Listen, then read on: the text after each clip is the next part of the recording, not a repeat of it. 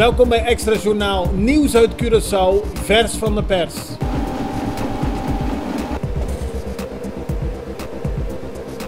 En dit is het nieuws van vandaag. De ambtenaren moeten weer aan het werk. Dat is in het kort de uitspraak van de rechter na afloop van het kort geding dat vanochtend begon in Curaçao. Het land Curaçao had een kort geding aangespannen tegen de vakbonden APVO, NAPB, CITEC, STRAF en SAP.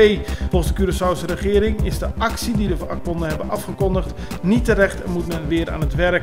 De rechter is in meegegaan omdat volgens de rechter het land voldoende aannemelijk heeft gemaakt dat door de staking de openbare orde, de veiligheid en de belangen van derden in het gedrang komen.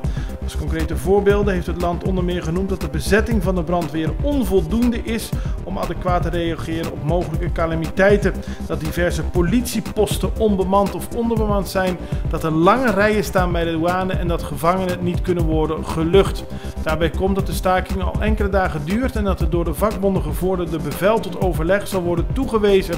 Dat betekent in de praktijk dat op 28 februari 2019 de minister bij het CGOA-overleg met de vakbonden in overleg moet treden over de betaling van de indexering, de toekenning van de bezoldigingstreden per 1 januari 2019, alsmede over de 3%-regeling.